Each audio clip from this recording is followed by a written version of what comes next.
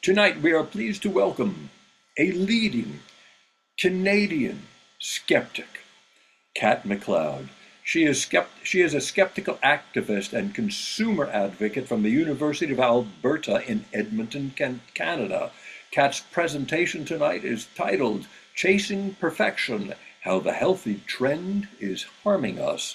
Should you have a question or comment after her presentation, please use the Zoom hand raise feature found at the reactions button to raise your hand during the Q&A.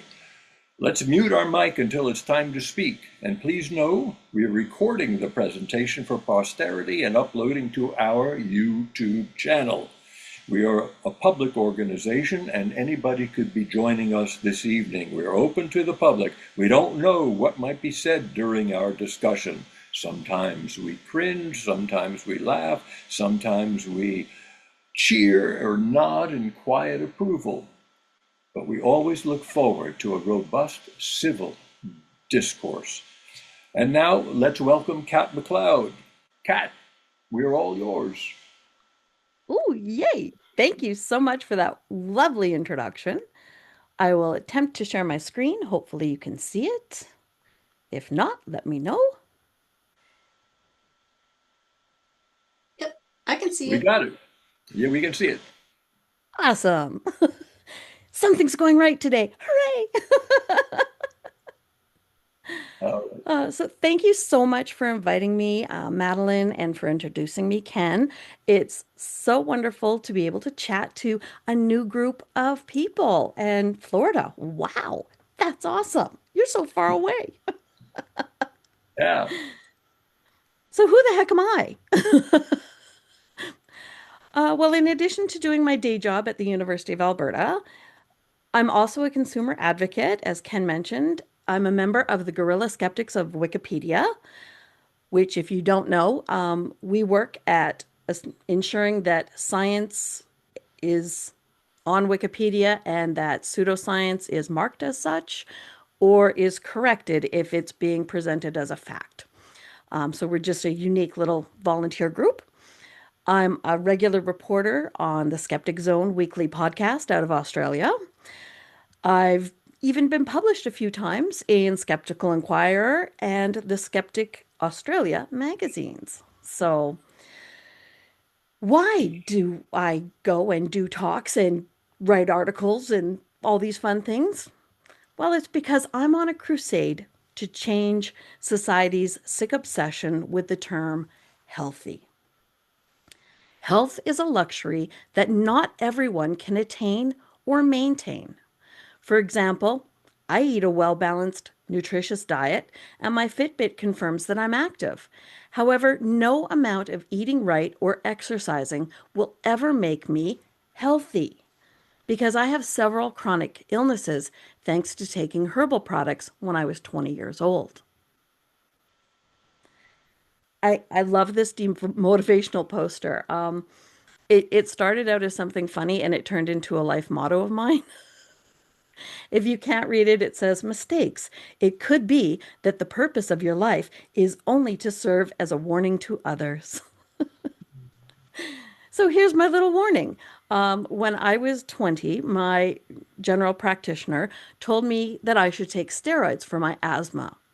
But I'd seen steroids cut my grandmother's life short, so I wasn't really keen on trying them.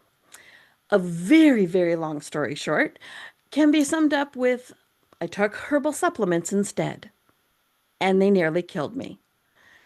The herb that I was taking had a corticosteroid that was 12 times more potent than prednisone as a hidden ingredient.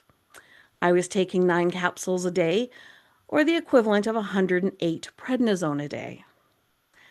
That nearly killed me. I ended up with Cushing syndrome and permanent damage to my health. That horror story, however, is not the focus of today's discussion, but I think having that information in your back pocket may be a little bit helpful. So I wanted to touch on it, and no, I'm not afraid to answer questions about it later. Do you know what the number one consumed content on the internet is? Uh, are we supposed to guess out loud? You can if you want. Should I say porn? It's not that. Oh, okay. And it's not cat videos either. It Okay. is health and wellness content. Part of the reason for that is because the term health and wellness has become a huge umbrella that encompasses a vast array of topics, ranging from fitness and nutrition advice to mental health resources and mindfulness practices to pseudoscience, with popular platforms like MyFitnessPal and Yoga Journal, along with fitness trackers and apps. There are countless influencers all over social media platforms, YouTube, blogging sites. The word wellness means something different to everyone, and healthy is being used as a catch all in place of well balanced. Our society seems to believe that health is a given, and if you're unhealthy, somehow it's your fault. In reality, health is a luxury that not everyone can, like I said, attain or maintain. In 2021, Health Canada, which I know y'all are American, I'll get to you. Health Canada reported that 45% of Canadians had at least one chronic illness. According to the FDA and CDC, as of 2024, 60% of Americans live with a chronic disease, which is about 129 million people. 42% live with two or more chronic diseases. More than 90% of people over the age of 65 have at least one chronic condition in the United States. So you can see where healthy suddenly swings way off. It doesn't quite cover all of the population that you think it should. Since 1948, the World Health Organization has defined health as a state of complete physical, mental, and social well being. I wonder how many people using that definition would consider themselves healthy most of the time. Yet many people have no qualms about asking somebody with a visible disability, "What happened to you?" or making judgments about other people's perceived health and wellness, when really they have no clue what someone else may have endured, overcome, how active they are, or if their diet is balanced or not. And that really shouldn't be anyone else's concern. While many in the wellness and pseudoscience realms complain about big pharma, the wellness industry has officially surpassed the pharmaceutical industry by a lot. Wellness is now a larger market than many global mega industries, including IT, sports, and tourism. In spite of the rapid growth of the green sustainability businesses, the wellness market is more than 30% larger than the green economy at $4.8 billion. A striking statistic is that the wellness market is now roughly 60% the size of the global health expenditures at $10.6 trillion. Make no mistake, the health and wellness industry is big business. In November of 2024, the Global Wellness Institute reported that the industry was globally worth $6.3 trillion, which surpasses all of Germany's GDP. And it's predicted to increase to 9 trillion US dollars by 2028. It currently represents over 6% of global GDP. People care what the mirror has to say because society has brainwashed us all into believing that we're never good enough. Personal care and beauty, as you can see on this chart, is the largest category in the industry, valued at $1.2 trillion. It's followed by healthy eating, nutrition, and weight loss, valued at $1.9 trillion. The third biggest category is physical activity. Yay, we all love physical activity. And that's worth an estimated $1.6 trillion. Sorry, 1.06 trillion. Missed the zero. Traditional and complementary medicine is worth an estimated $553 billion. That's half a trillion annually. In the relentless search for perfection, some people can become obsessed about their health and wellness, leading to extreme workouts, plastic surgery, disordered eating, and other unhealthy habits. Wellness has replaced fashion as the hot topic. It's seen as a status symbol or a lifestyle, creating new trends and fads from the latest workouts to diets. Everyone wants to be on the bleeding edge for what will make them look their best. Just look at what's happening with Ozempic. Fake science, misleading headlines, and jargon get clicks and sell products. Consumers are bombarded with myths, misinformation, and pseudoscience. Science is being skewed by clickbait titles on dubious science topics based on low quality studies, which have often been completed more for a catchy press release than for any genuine research purposes. Many of the studies are published in journals funded by the wellness industry. 40% of university health and medical press releases contain exaggerated health advice, and 33% overemphasize or exaggerate a causal connection and inference to humans based on animal research. 81% of news stories, respectively, contain that similar exaggeration. Often journalists lack the background and access to experts to verify the claims, leaving the questionable claims to go unchecked before being published. It's difficult for consumers to discern fact from fiction with misleading headlines and buried facts. Health news and scientific discoveries have become a marketing-first approach to getting media attention at the expense of good science. And even retracted articles continue to get traffic years after they've been identified as providing false information. A prime example of that is how the MMR vaccine causes autism. That myth will not disappear, even though it was retracted in 2010. Former Dr. Andrew Wakefield falsified or totally fabricated all the data, and it was proven to be an elaborate fraud by 2011. Despite Wakefield being discredited and the fraud being exposed 15 years ago, with the help of influencers and celebrities like Ron Schneider, Tony Braxton, Jessica Biel, RFK, and Jenny McCarthy, the myth has grown to include all vaccines, and it stokes conspiracy theorists to this day. And of course, celebrity beauty and diet secrets have been sought after for ages. Products actually seek out celebrity endorsements because they know a well-known face equates to better sales. Celebrities promote diets, supplements, workout gear, beauty products, even energy drinks and water. I can't believe that we sell water anyway. People aren't sure who to trust, so they may look to celebrities or so-called experts. But just because they're famous doesn't mean they're reputable.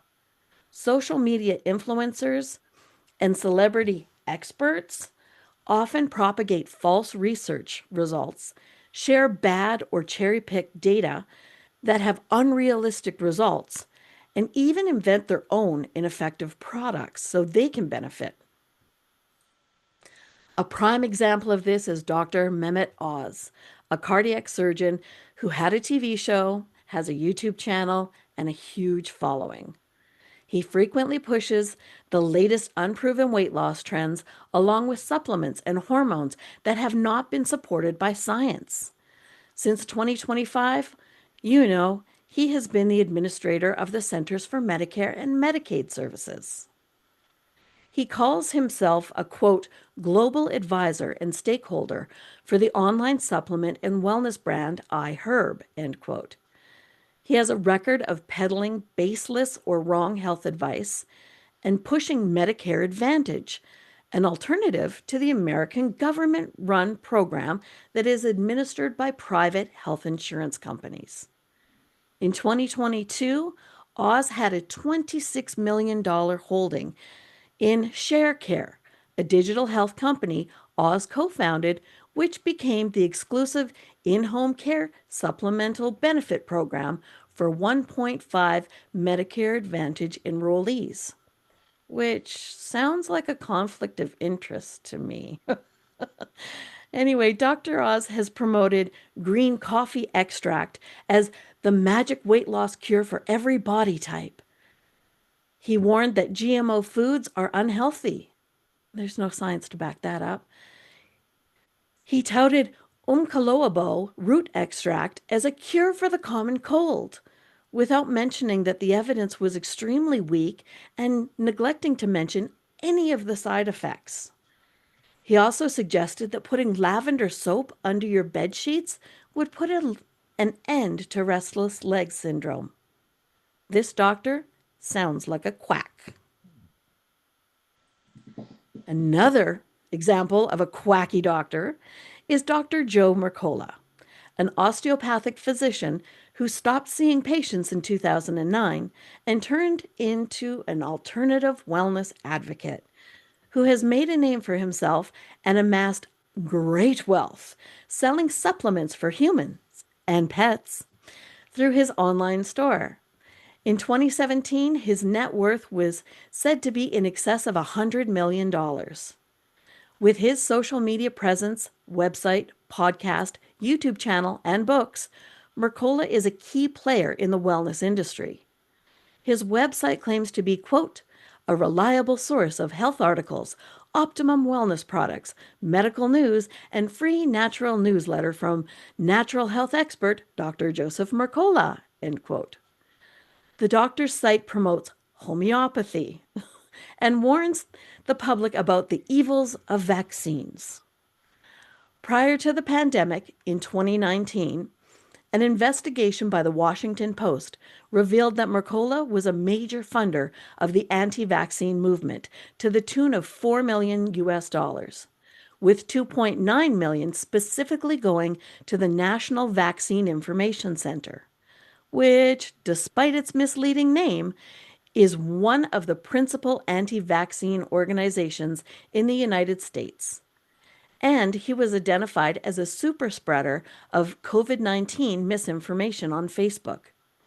In March of 2021, the Center for Countering Digital Hate released a report titled The Disinformation Dozen, revealing that Mercola was one of a dozen people responsible for 2/3 of all anti-vaccine content on Facebook and Twitter. It showed how a tiny group of determined anti-vaxxers was responsible for a tidal wave of disinformation. If you haven't already, I highly recommend you watch Jonathan Jerry's expose called The Mercola Tapes on YouTube. It is free, and it is a shocking revelation into how unstable this particular man is. And if you know anyone, which probably you do, who takes his supplements, have them watch that too. I think that it would really open their eyes. I'd be remiss if I didn't mention Goopy Gwyneth Paltrow. Nowadays, she's better known for her wellness and so-called clean beauty products than her acting. Gwyneth professes that women need to be listened to and take control of their health, which is true. However, Paltrow has made a fortune promoting unscientific, unproven, potentially harmful therapies through the company she founded called Goop, which has become a multi-million-dollar brand. In 2024, at a Forbes event, Paltrow spoke about Goop, her newsletter turned e-commerce company. She didn't brag about the 9 figures that Goop was amassing or its latest product release. Instead, she said she was proud Goop was still in business, which makes me think she doesn't necessarily believe in the products she endorses. In 2017, Goop marketed Body Vibes, wearable stickers that claimed to, quote, rebalance the energy frequency in our bodies, end quote. That doesn't happen. Also that year, she peddled conferences with the In Goop Health Summit, offering the promise of looking and feeling like Paltrow for the four-figure ticket price. In 2020, she scored a deal with Netflix with the series called The Goop Lab. The title led viewers to believe that there was science behind the show, and it looked at energy work, using psychedelics for healing, and other wellness topics like cold plunges. Despite poor reviews, she got signed up for another show with Netflix, Sex, Love, and Goop. Paltrow also has a podcast and promotes detox diets, coffee enemas, vaginal weightlifting, and vaginal steaming. Don't listen to this woman. For too long, women have been held to unrealistic beauty standards. The beauty industry starts selling anti-aging products to women in their 20s, sometimes their teens. Women's bodies are poorly understood as a result of less inclusion in research and education, and their physical pain is often not taken seriously. Before 1993, women were rarely included in clinical trials. The FDA actually created a policy in 1977 to exclude women from phase 1 and phase 2 clinical trials as a result of the thalidomide backlash.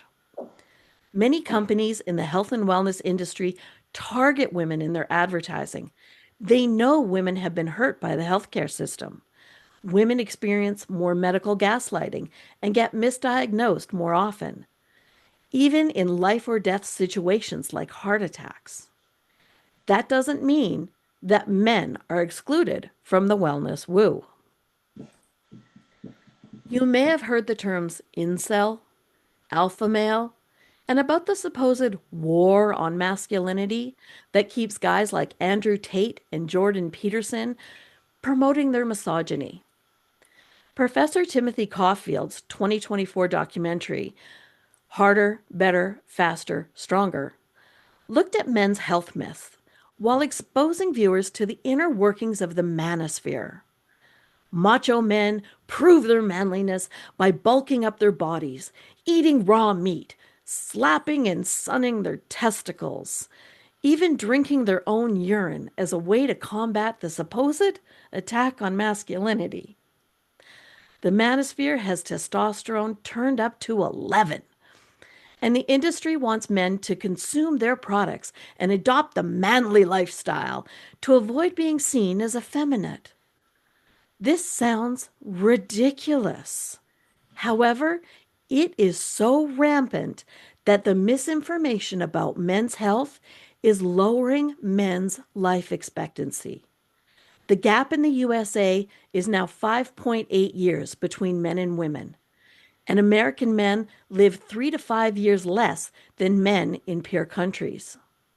The deception bleeds into all aspects of life, causing a decline in trusting science, which results in fewer men going to the doctor, higher rates of climate change denial, more vaccine hesitancy, and even an increase in feelings of disenfranchisement and powerlessness.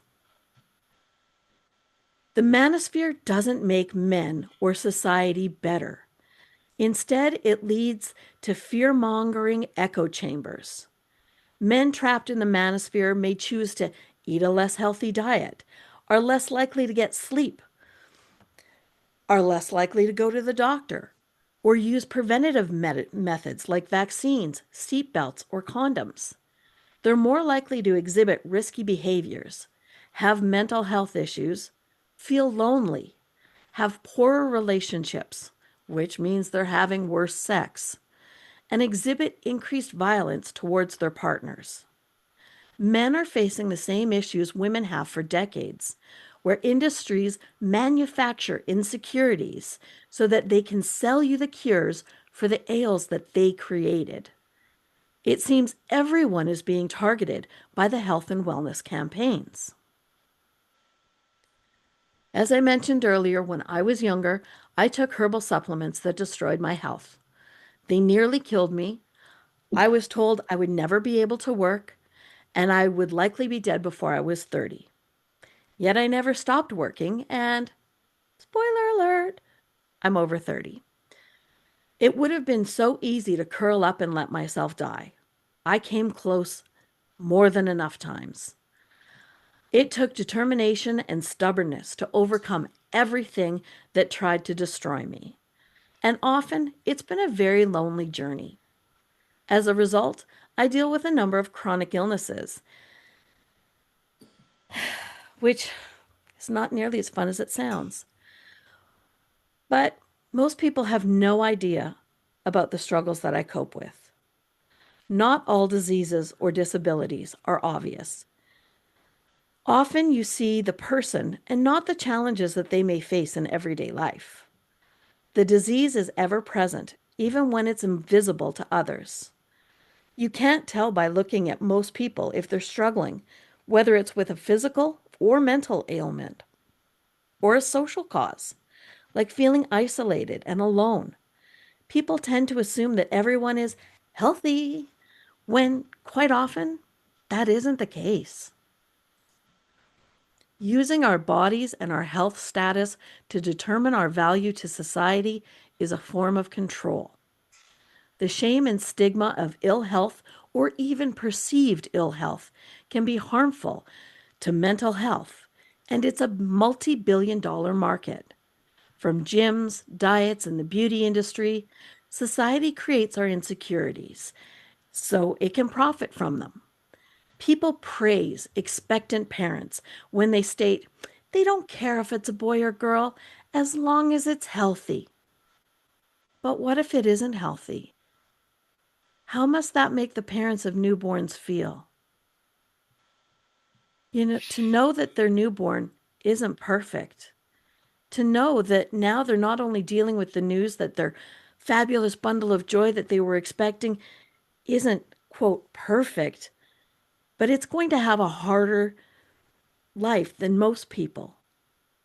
They may also feel a whole range of emotions that they may not have been prepared for, because as long as it was healthy, and now it's not. What does it do to the network that they had? Everybody was looking forward to the expectant baby, and now it's not perfect. So people tend to retreat because they don't know what to say. Being perceived as different from others often leads to alienation, isolation, being ostracized, and feelings of loneliness.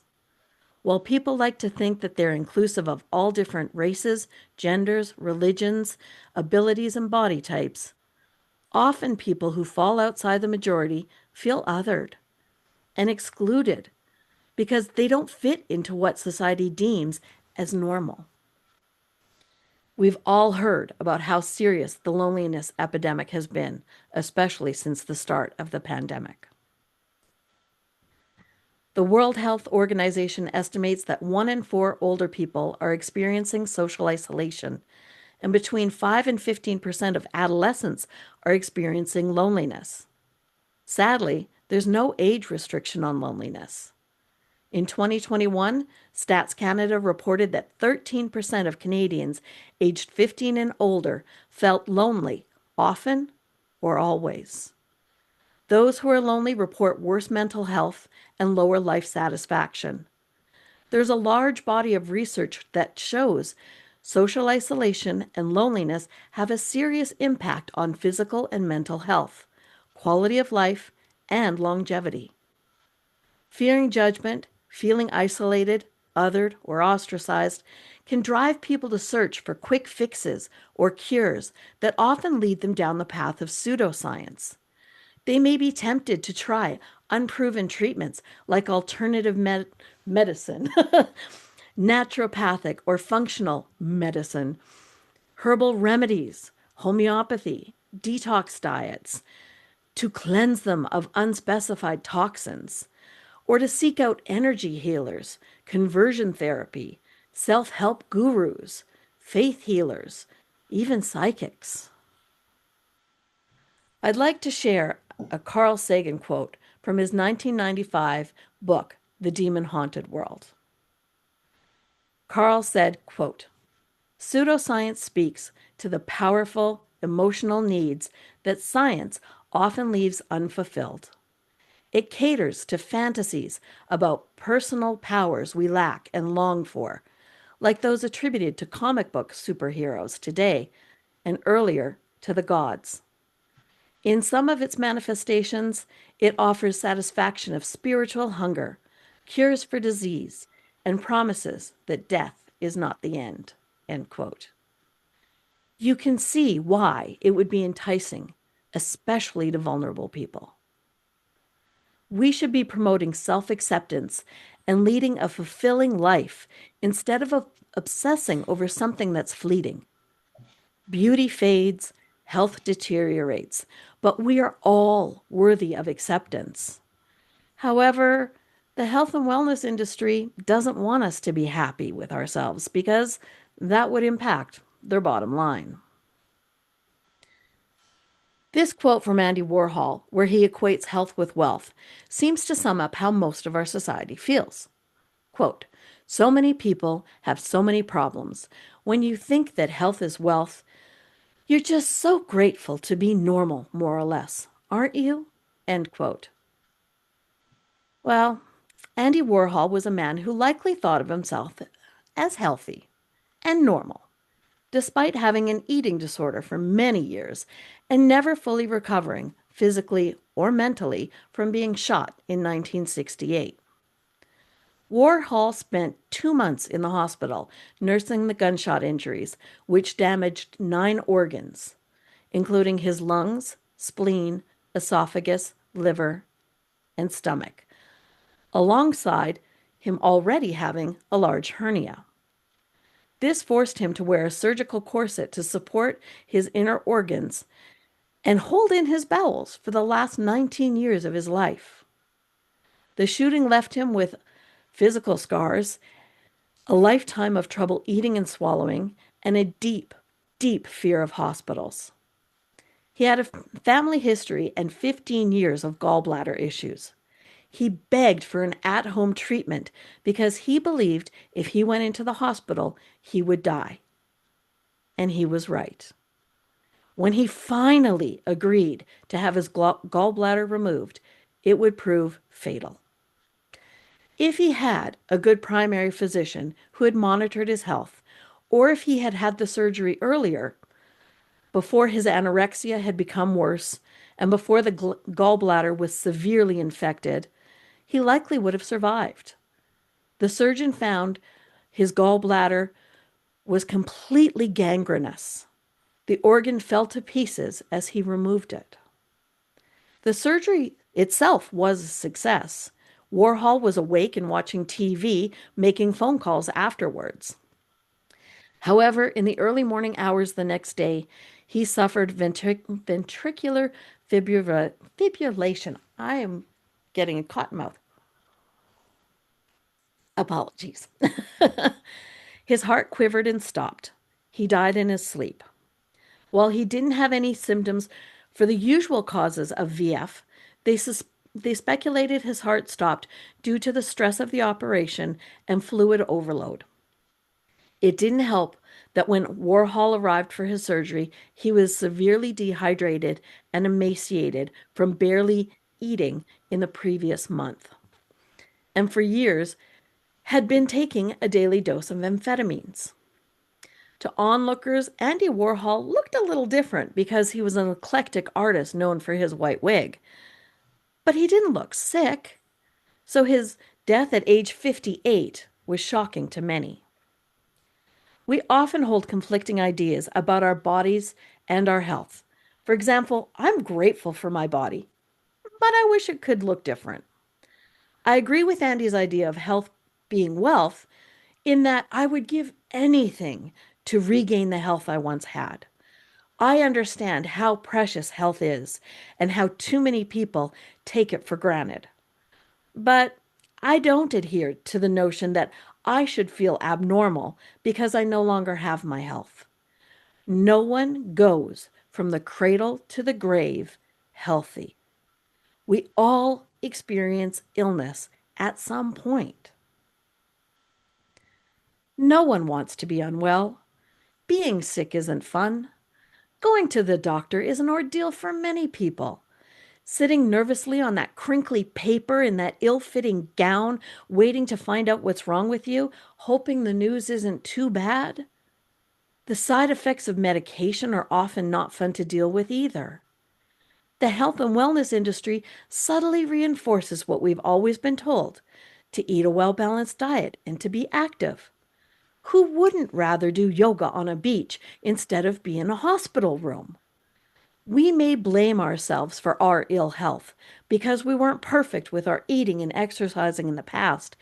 And maybe there's a way, if we went to an extreme, we could somehow atone for our mistakes and make up for all the times that we ate for pleasure instead of purpose or missed a workout. The possibility of a natural solution is appealing. Even if you want to see a healthcare professional, not everyone has access to a doctor these days. And with supplements being sold in grocery stores and pharmacies, it's not unreasonable to have a person with stomach problems, for instance, seek help from unproven supplements. Unknowingly, disease could be spreading throughout their body. This isn't an exaggeration either. In 2017, a study published in the Journal of the National Cancer Institute showed that people with cancer who had used alternative medicine instead of conventional treatment had a greater risk of dying. This has been underscored recently by the retelling of the Belle Gibson fake cancer and whole pantry scam that occurred in 2015 in the Netflix series Apple Cider Vinegar. It's not just the delay in getting real medical care that causes harm. These poorly regulated treatments cost a lot of money and can create harm by interacting with prescription medication, causing liver inflammation, heart arrhythmias, or even death. Many herbal supplements affect the enzyme systems that regulate how drugs move through the body, how they're absorbed, distributed, and eliminated. When these enzyme systems are disrupted, medications can become either dangerously ineffective or toxic because they change how quickly or slowly medications are eliminated, accelerating the breakdown of medications, making them ineffective, or slowing down the elimination, which can create unpredictable and dangerous drug levels in the blood. St. John's wort, my favorite, is the supplement that has the most documented interactions with prescription drugs. Anyone want to guess as to how many there may be? 2? Go ahead, Ken. I don't know. Tell us. Tell you. Okay. Well, I didn't check the chat, but there are 595 drugs known to interact with St. John's wort across 20 different drug classifications, including antibiotics, antidepressants, birth control, do you want a surprise baby? Blood thinners, anesthetic, and certain pain medications like Tylenol. But you won't find anything on the package that warns you about these interactions. Most people have heard of ginkgo biloba, ginseng, green tea, and protein powders. So I'm going to look at them just a little more closely for you. Ginkgo is used to treat a wide range of ailments, including heart disease, dementia, mental difficulties, and sexual dysfunction. Yet studies have not proven it effective for any of these conditions or ailments. It interacts with 300 medications, including anticoagulants and antiplatelet drugs such as warfarin and heparin and ibuprofen. It may increase your risk of bleeding. It may decrease the effectiveness or cause adverse effects with antidepressants, anticonvulsants, and seizure drugs. It may actually increase your risk of seizures. It can alter your body's response to diabetes medications, reduce effectiveness of certain statins, as well as interacting with some herbs. Studies have shown carcinogenic effects on the thyroid and the liver. So maybe don't take that. Ginseng is purported to boost immunity, brain function, and energy levels. There are over 100 prescription medications that interact with ginseng. There are also a list of common side effects, including headaches, dizziness, stomach upset, menstrual changes, diarrhea, insomnia, rapid heartbeat, or altered blood pressure. Allergic reaction can cause inflammation of the arteries in your brain, or severe skin reactions and inflammation of the liver. Taking ginseng may cause birth defects if taken during pregnancy or have negative effects on infants when taken while breastfeeding. And again, there's nothing on the packaging to tell you that. Green tea and green tea extract claims to improve cardiovascular health, enhance your cognitive function, promote weight loss, regulate blood sugar levels, support digestive health, and protects against certain types of cancer. However, it can also cause stomach issues, headaches, sleep issues. It hinders calcium and iron absorption, so it may cause anemia or iron deficiency, especially in women, and it's linked to liver disease. In January and October of 2025, 2 reports were published that revealed nearly half the protein powders in the U.S. market exceeded the safety limits for toxic metals. People use these powders hoping to improve their health, lose weight, gain muscle. It is a market that in 2023 was valued at $9.6 billion US dollars. In the Clean Label study, 83% of the products on the market in America were tested, and 47% exceeded the safety thresholds. 21% were over the limit that requires warnings for products containing chemicals linked to cancer, birth defects, or reproductive harm. Plant-based powders had higher levels of, Plant-based powders had a higher level of metal than whey powders. Chocolate-flavored powders had the highest levels of heavy metals, 4 times more than vanilla. Organic powders had, on average, 3 times the lead and double the cadmium than whey. They won't be using that as their advertising campaign, I'm sure. The Consumer Report 2025 study found over 2/3 of the powders they tested had potentially unsafe levels of lead. But these findings often don't make the news because they aren't exciting to talk about.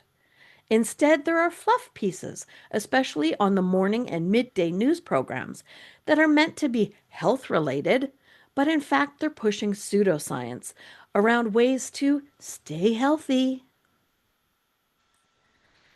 Society's obsession with healthy devalues people with chronic illness and disability.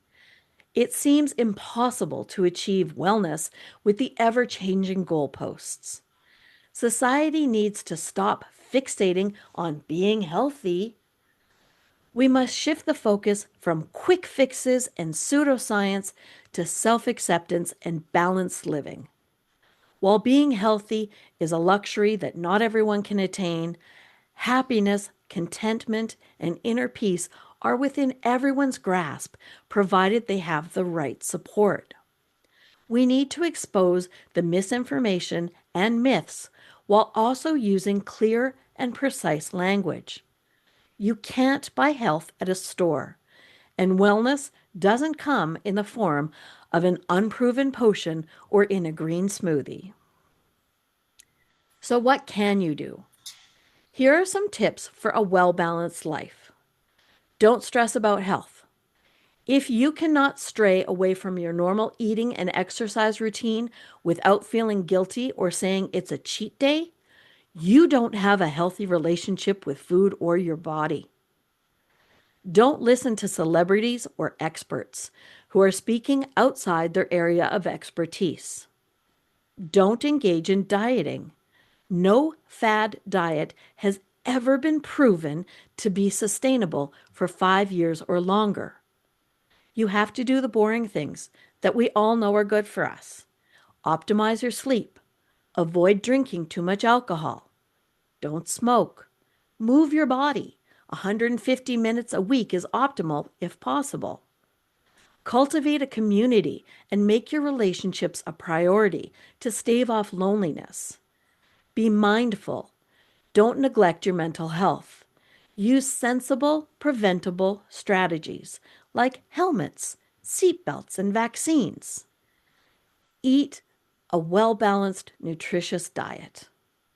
The best time to start was when you were young. The next best time is today.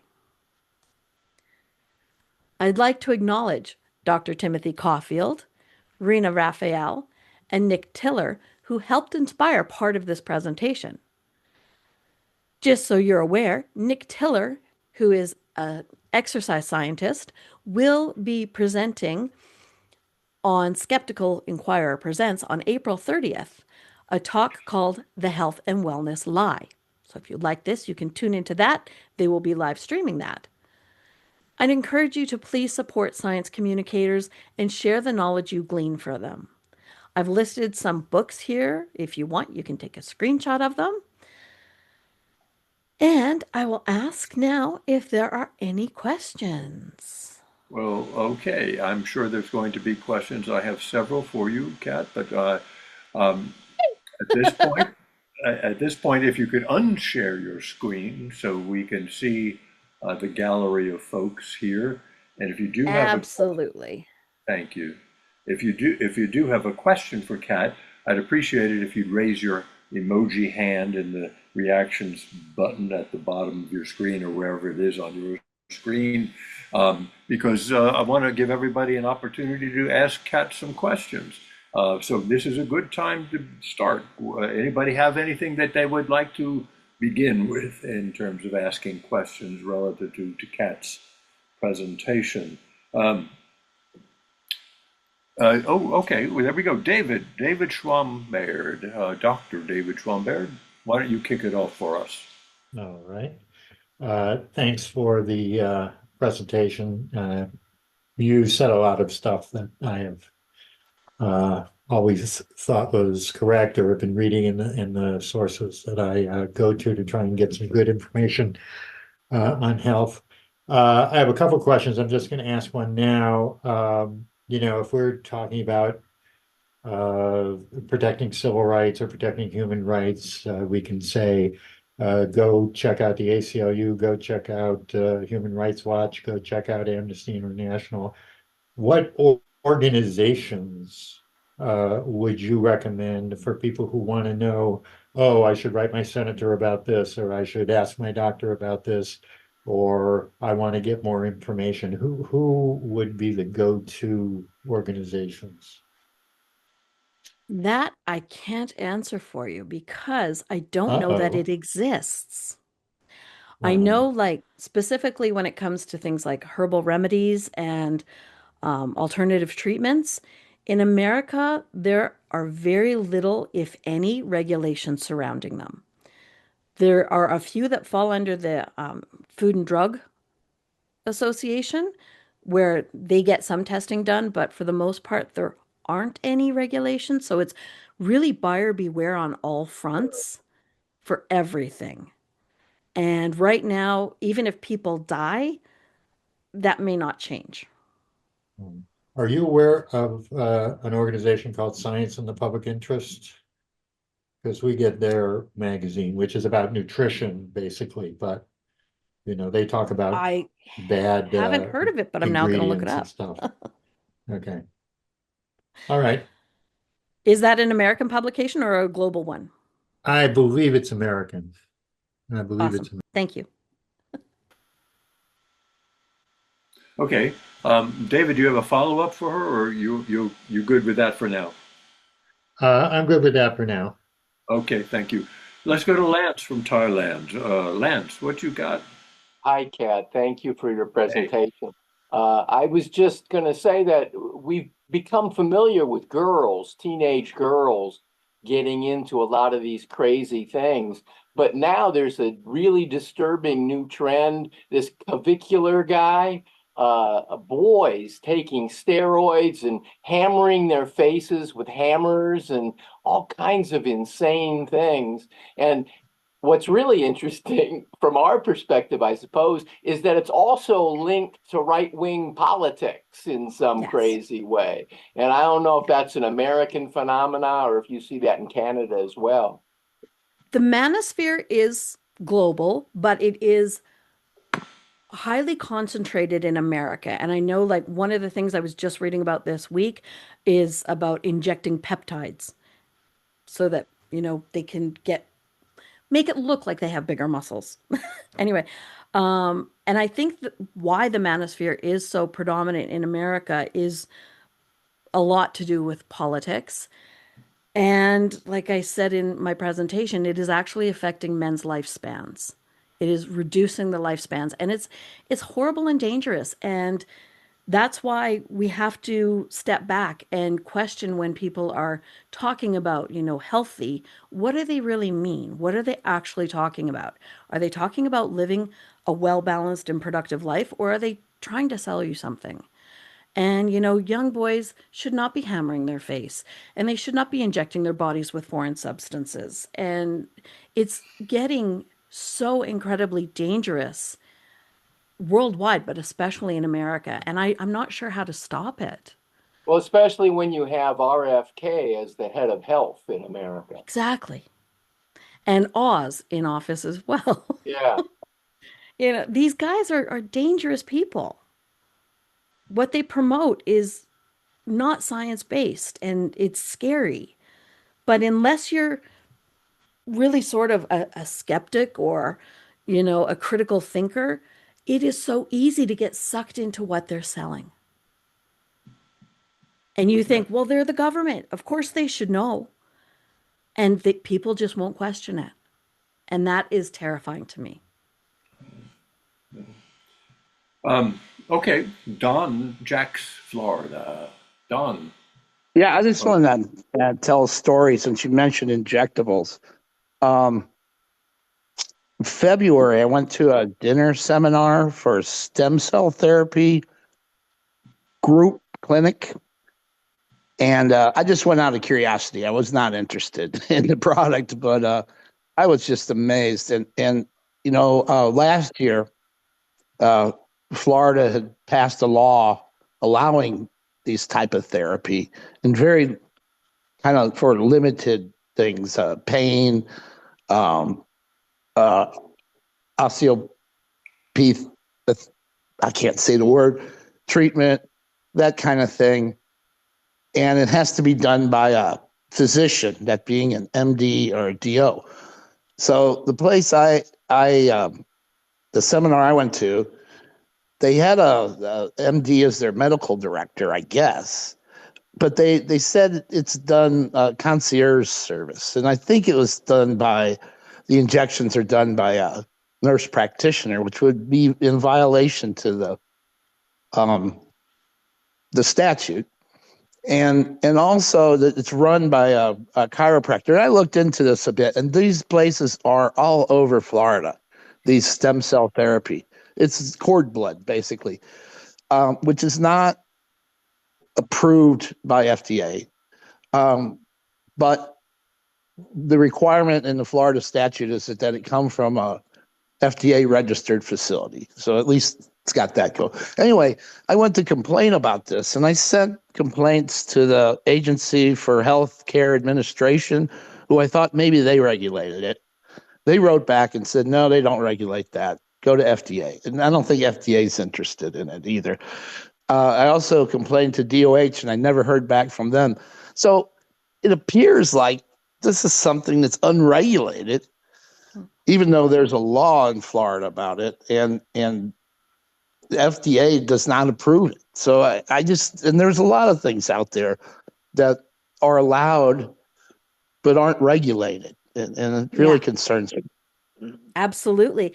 There was a tech giant a couple of years ago. I think he started in 2018 or 2019, where he was getting blood transfusions from a 17-year-old son because he thought that would be a way to reduce his aging. There's no proof to that. And why is he doing that? And it people are injecting things that they shouldn't be. That you can go on cruise ships and get like vitamin IVs. Oh, I don't think any of that is regulated. It is scary. And like you You can said, do that Don, in you're trying to downtown find out who to Jacksonville. complain to. Who would regulate this? Nobody wants to. They're all passing the buck. Meanwhile, people could be getting hurt. Hmm. Well, we're deregulating so many different things as this administration moves forward. Wendell from somewhere in Tennessee, Nashville, close to Nashville. Wendell, what's on your mind? Wendell? Ah, hello, wonderful humans. I need to know if you could hear that, what's going on. I can just hear you. I can't hear any background noise. Excellent, because I can hear very loudly the neighbor mowing their lawn. So, thank you. Alrighty. No, so, I am learning stuff as a human, and I had gotten to the point where after you've seen maybe one, maybe two, maybe three false concepts, you're like, okay. So I decided to just clean my brain out of all that I've learned. And I started over, tabula rasa. So, with me, in my humble opinion, fixing my brain, nothing else matters in the sense that, yes, you will, consume plant-based foods because the science says, hey, those carrots don't have stuff that'll clog your arteries, as the basic stuff. Um, with the other stuff about the manosphere, the red pill and stuff, we as humans, not only humans, but I guess mammals, anyway, all these different hormones in different concentrations in females and males, depending on if it's what you call preparing for possible pregnancy. Women are going to start releasing more, once she releases the egg, then of course certain hormones go into play, preparing for if it, she becomes pregnant. Then if it doesn't, blah, blah, blah. Anyway, for men, I've seen, which I try to look at nature, where I've seen like a good example is elephants or any other thing when it comes to procreation. Their testosterone increases, like probably whatever amount. So they act differently and stuff like that. But it doesn't stay at that level. So when you hear people talking about, oh, they're turning the frogs gay and the testosterone, and you got, you're feminine. And I mean, there's so much we have to learn. If we could put it in a curriculum, more of us would be mentally better. So then you would have those other people being outliers, if you will. Yeah, that's Oh, my thing. Like I said, I'm not perfect. I'm just trying to eat as healthy as possible, get some sunshine on occasion, do some basic stretching when you wake up, blah, blah, blah. Yeah, like I said, I wish us all the best. But once you do the logical thought process, you'll decide, like, hey, this is practical. It's not that we have a thin idea of beauty, meaning that you've got to be chiseled, you've got to have the six pack, you've got to. I'm working on me. Thank you. I don't know. I don't know. I'm trying to make sense out of it. Thanks. so, all right, Wendell, thank you for your comments. Kat, do you have any comment relative to what Wendell just said? I 100% agree with him that it should be part of our curriculums. I think it's a little trying to find a nice word, can't. Insert your own here. Bonkers. I can use bonkers that, sex ed isn't taught everywhere, or that some places you have to opt in, because that would be a great place to talk about hormones, and how hormones are going to fluctuate throughout your body. How many women right now, I'm going to say the vast majority, don't understand what their body's going to go through in perimenopause and menopause? And why don't we learn about this? Why isn't this taught to us? Why don't our doctors reach out? So yeah, I agree with Wendell. Okay, great. Fred W. Hill, your turn, Fred.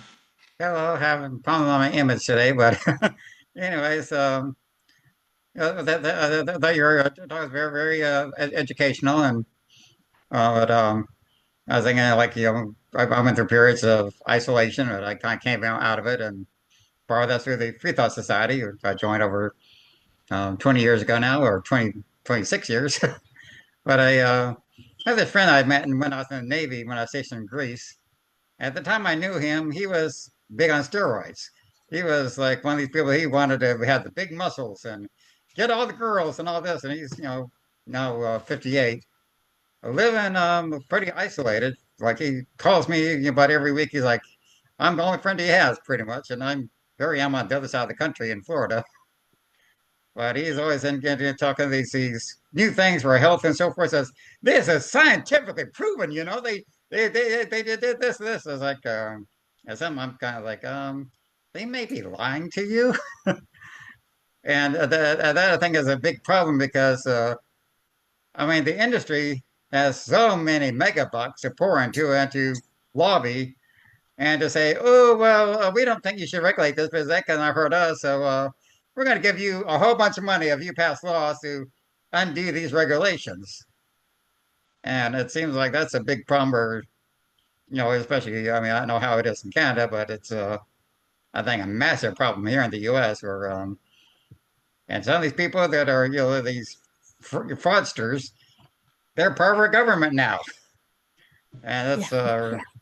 really distressing but I've seen Luckily, examples like you're Canada's talking not about that that people, bad. well, people, in the manosphere and, this is, the people I know that are like that.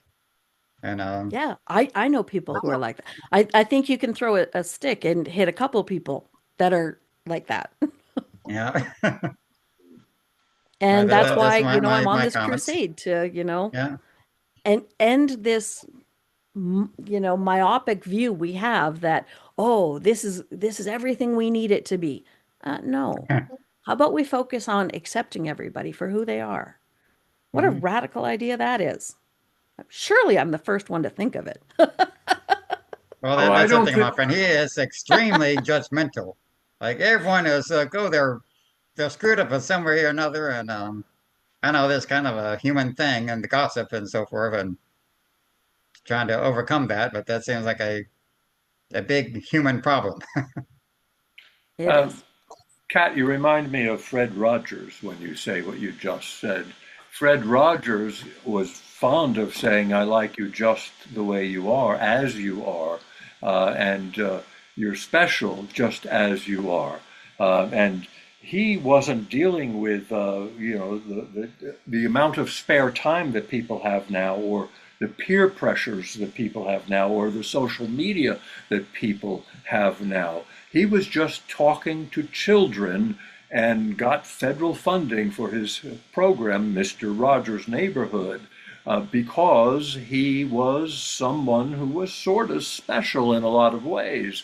Now, but I do have a question, and I want to go to Don and then David. But my question to you is, how do you, Kat, uh, suggest that we get away from all of this media bombardment and teach children in a not necessarily the way Fred Rogers did, but in an effect in an effective way that they do feel that they're okay as they are.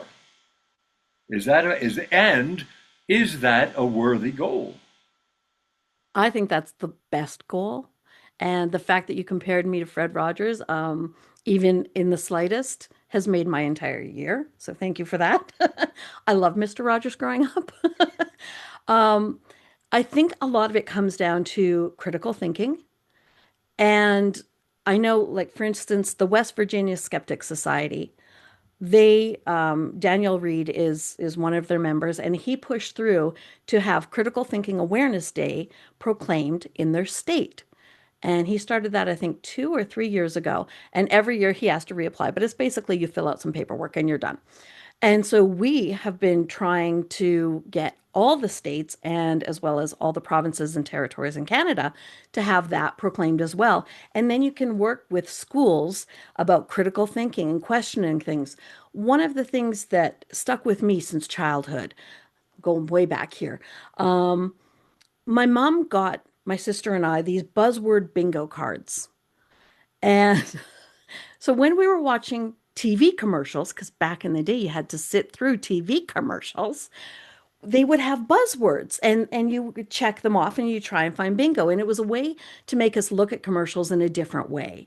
And to this day, I still don't understand how something can be both new and improved. And when you add that layer of critical thinking and questioning and okay, like what's their end goal here? Are they really trying to help my health or are they trying to sell me something? Are they, really saying that this person's unhealthy because of the way they look, because they have a cane, or maybe they just have different abilities than I do. And I think it starts at the critical thinking level, and we need to get that into schools. And I highly recommend that you guys try and get Critical Thinking Awareness Day proclaimed in Florida. That would be awesome. If you need help, Critical Thinking Awareness Day has a Wikipedia page. I may have written it. And I can hook you up with Daniel Reed, and he will help walk you through the process.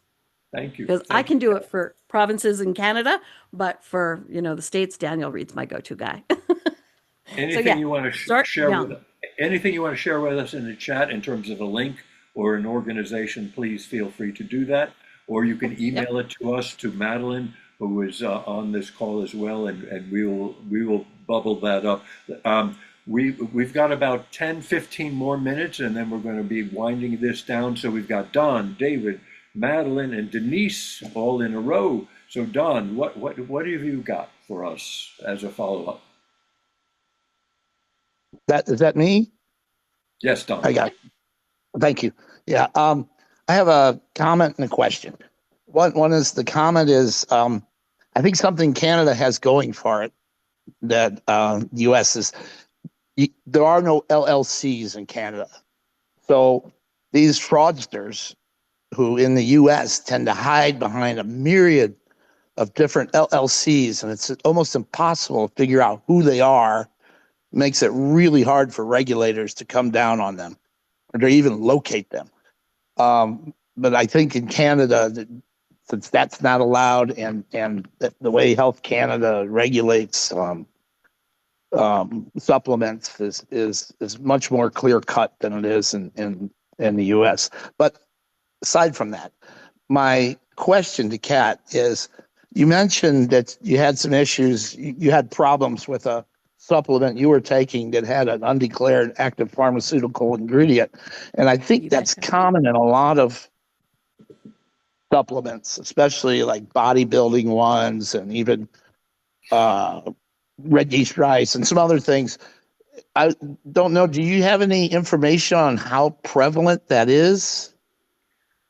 That's my I don't question. because we haven't had everything tested because things aren't regulated. So I don't know how prevalent it is. My guess is probably at least three-quarters of things on the market maybe altered in some way or have an ingredient that's not listed on the packaging.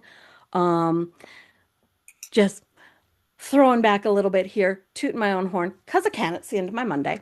Uh, when I took my herbs, back when I was 20, we didn't have any regulations in Canada either. We were just like America. And I did not know that. I was naive in thinking that everything sold in Canada was regulated. I can easily see why somebody would think that in America today. It's sold on the shelves, it's got to be safe.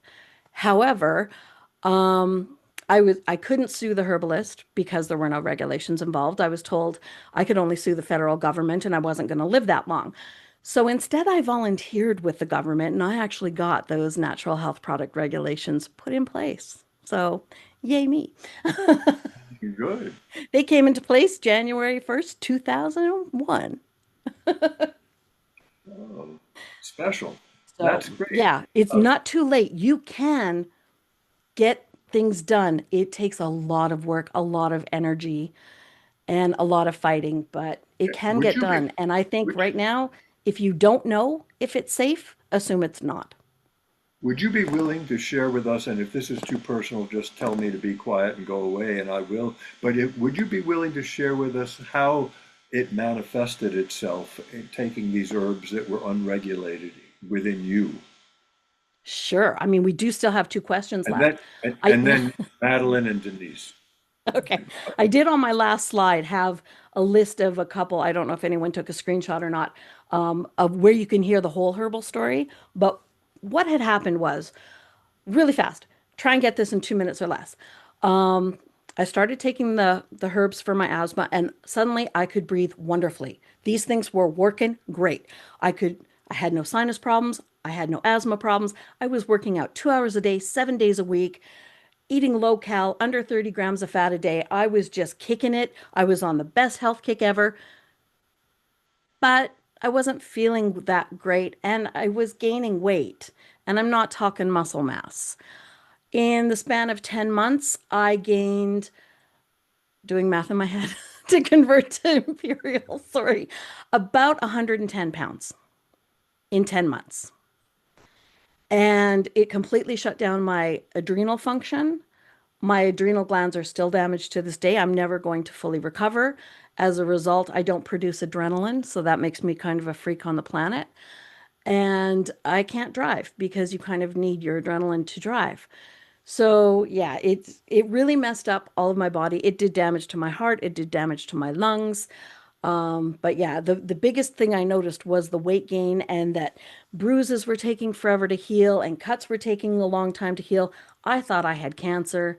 It turns out I developed this Cushing's syndrome, which normally is because you have a tumor on your thyroid or on your adrenal glands. I didn't have the tumor. I was taking this herb. Now, the way they found that out is my endocrinologist was talking to a pediatric specialist. He had 3 patients that all had very weird symptoms, but none were the same as each other. I had all of the symptoms. So I was the key. Turns out we were all taking the same herb. My sister was as well, but she was on a lower dose. We weaned her off. She's got no lasting effects. I'm hoping that's the same thing that happened with those kids. But I don't know because I've never come across those parents. Okay. What was the herb you were taking? It was called asthma wan. So asthma Are like they, the disease, WAN. is that It's off the also known shelf? as Tricapect. And yes, you can still buy it to this day. Okay. Madeline, are you there? Then Denise. Yes, I am here. Oh, Kat, I just wanted to say thank you so much for the presentation. It was very, very informative, and I'm glad I got to hear you again. My Thank you for question is, have inviting you me. done, yeah.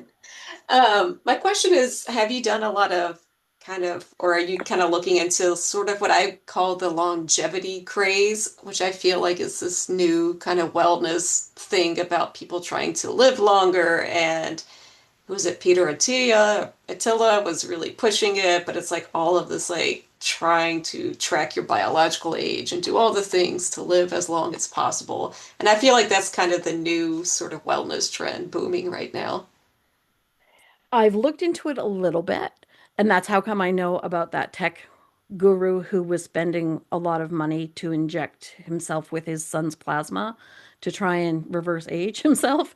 But yeah, I haven't done a deep dive on it yet, but it is something I'm looking at doing for the Skeptic Zone soon. So if you've got any resources, shoot them my way. Awesome. I will. Thank you. Okay, Denise.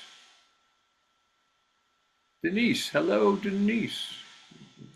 You're up, Denise. Yes, I still don't know how to work all this stuff, so sorry. No worries. We're patient. Anyway, thank you for sharing your story. I'm sorry you had to go through all of that. But what puzzles me, and I'm sure it puzzled you, and I really support your critical thinking goal because we don't have it anymore. But I think the parents have a lot to do with it because they're so subject to everybody's opinion, especially now that we have Facebook and all that online stuff. And what puzzles me is that they would rather get information from strangers on the internet than factual information from scientists. Now, that one just blows me away. And Yeah. I also find it interesting that people, you have to have a strong constitution because I have found, and I am very healthy, I'm very content, I'm not on any medication, I'm not going to take anything, and I eat very well. But you'd be surprised the number of people that will watch what I eat and they make comments. Mhm. Oh, And absolutely. and I said, did I ask you for your opinion? I mean, seriously.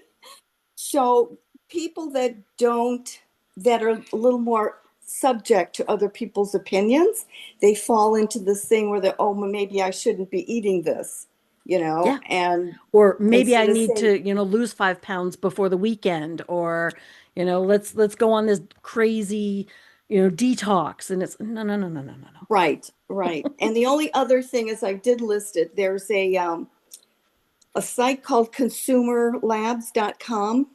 It's in the I United love that one. States. Okay, I and they love that do site. independent studies on nutraceuticals and supplements. And if you have to take vitamins and whatnot, they know which supplement has the right amount of whatever you need to get. So it's a yearly subscription, which I think is not expensive. It's $29 a year, but they actually do the independent studies on stuff like that. Yeah. When I give my herbal hell talk about everything that occurred, I quote them and as a resource, and I encourage people to use them. I love Consumer Labs. Yeah. Okay. Thank you again. Thank you, Denise. I appreciate it. You said, Denise, that people watch what you eat. Do they also ask Mhm. for a bite? Well, what's interesting is most of the people, now I don't mean to body shame, okay, but I'm in great shape. All right. So they like to criticize me when I eat something sweet or if I Oh, have some dessert. oh, Okay. And I that's out also of, don't eat beef. Okay. I haven't eaten beef in ages. However, I do eat corned beef and pastrami. So sue me. And someone will make a comment and go, I thought you didn't eat beef. And I go, what business is it of yours? okay. All right. That's what, Well, Exactly. And to look at me, I am not in great shape. I do my very best. I do 5K every day, but people will watch what I eat as well, and they will make judgments. And it's like, back off. yes, I didn't ask yes. your opinion. I don't need your opinion. How about pay attention to your own plate? There you go. Yes. all right. Well, thanks, Denise. Let's go to Anne. Anne. Hello, Anne. How are you? Anne, we And we can't can't hear you. hear you. Oh, there we go. Oh, there. Anne, we're having trouble hearing you. Anne, we don't hear. Oh, where'd Anne go? There Oh, you we are. lost Anne. Nope, she's. She moved. And we do not hear you.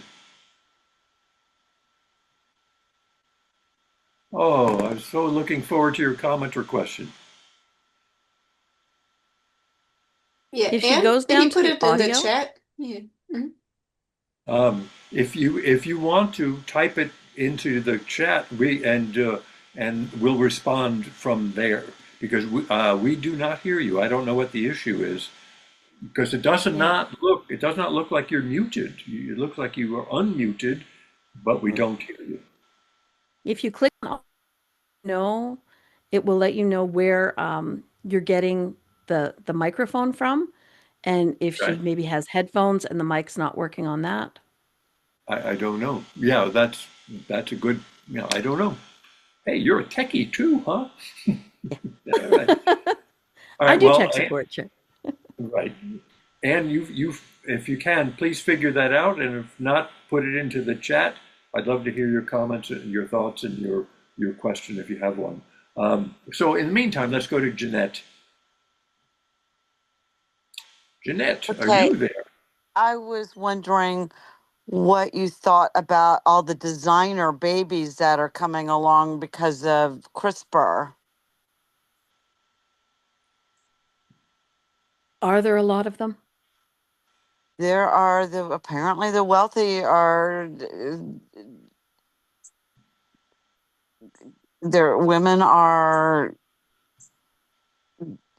harvesting their eggs and selecting for specific traits that they want. I think that's becoming a thing, and it's, to me, very concerning. I do know that as long ago as when I was still in the childbearing age, I was told if I was insisting on having a little boy, they could make that happen for me for the low cost of $10,000.